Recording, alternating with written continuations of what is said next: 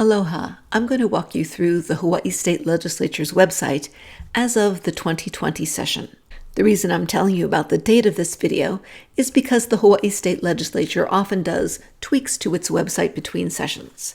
So if you come here for the 2021 session or onwards, this may look a little bit different, but the functionality will remain the same.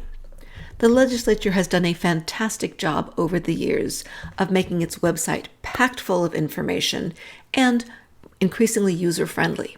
I want to walk through some of the basics so that you can use it and have the confidence in participating in this branch of your government. The legislature's website is at capitol.hawaii.gov. And the first thing that I'd like to show you how to do once you're here is to find your legislator. There's a box in the upper right-hand corner, and all you need to do is type in the name of your street, not plus avenue or street or highway, just the name of your street, and click Go. When you do that, you'll then be asked to select a county, and then you'll have to add the zip code. I'm using the zip code for KCC, which is 4303 Diamond Head Road. When I click Search, you'll see that I get a list of all of the street addresses that are on Diamond Head Road. And if you scroll down to take a look at the address that covers 4303, you'll see that this falls in House District 19. Currently, the representative is Bertrand Kobayashi, and Senate District 9, currently the senator is Stanley Chang. So finding your own legislator is just that easy. If you look at the structure of the web page, you'll see it's in three parts. There's a column here on the left, and this is for finding bills and statutes. There's a column here on the right, and this has to do with finding out information about the legislature itself.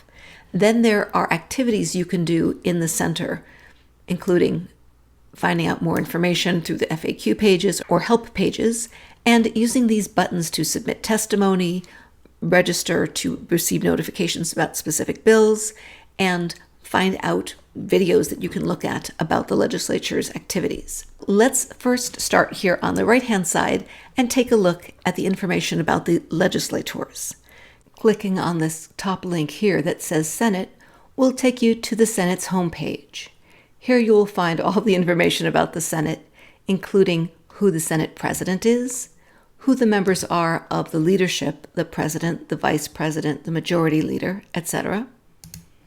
Clicking on the committees will show you what the committees are, what their special acronym is, and who the chair and the vice chair are. And clicking on the link will take you to a page that will show you more information about how to contact the chair and the vice chair, who the members of the committee are, and what measures, if it's during session, that they are currently scheduled to hold a hearing on.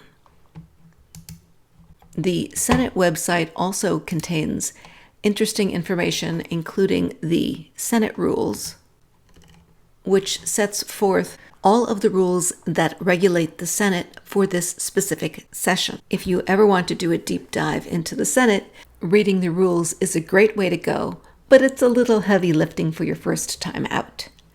Instead, if you go back to the main page and look on the right-hand side and scroll down, you'll see that there are helpful links for newcomers, such as a testimony and login help page, information and FAQ page, a map and directory of the state capitol, and a legislative glossary that helps to decode all of those acronyms that you can find throughout the statutes.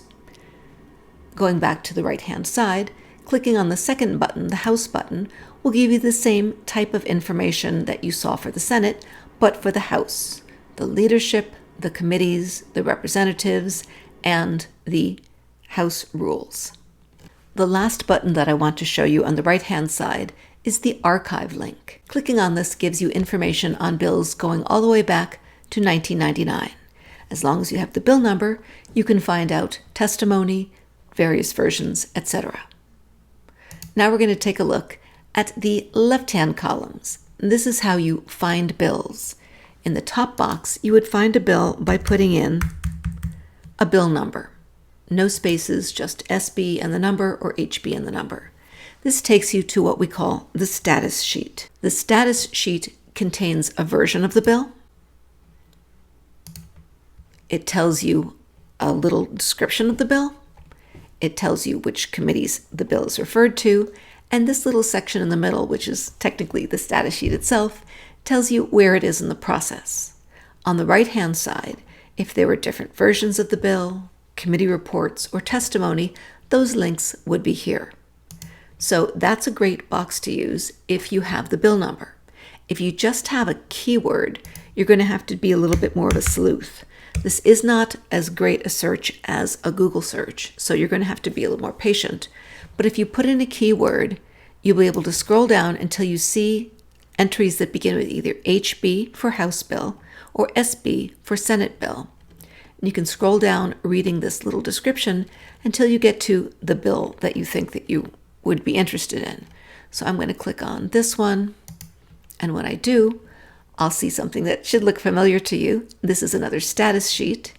This time, the middle section with everything that happened to the bill is much longer because more happened to it.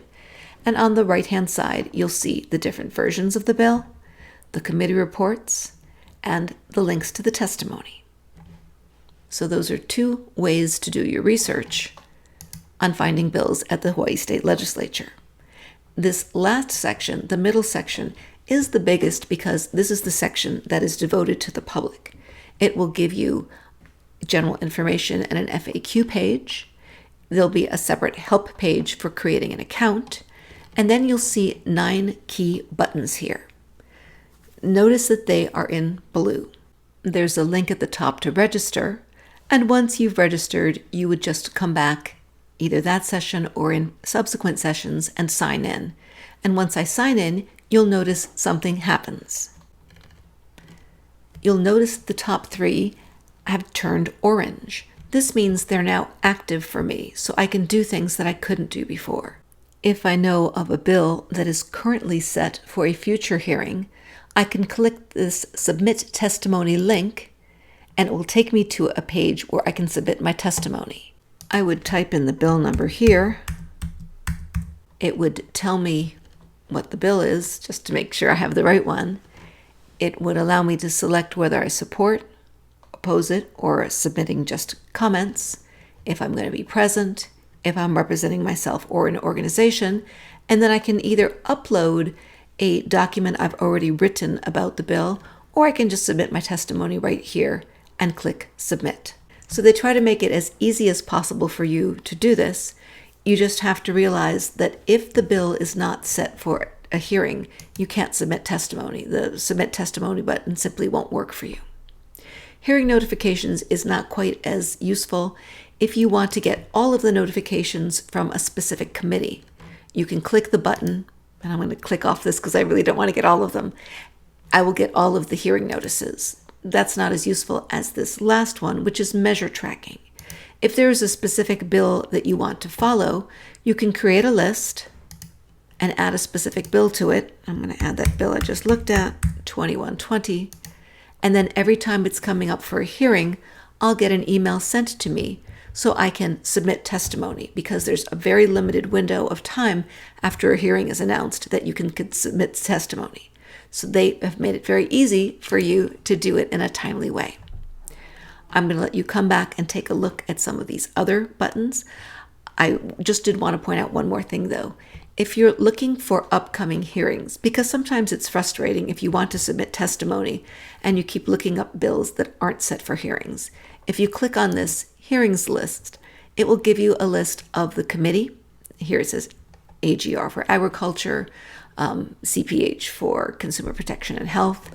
And you can scroll down and say, well, I want to hear more labor bills. And you can click on here and see which labor bills are being or set for a hearing.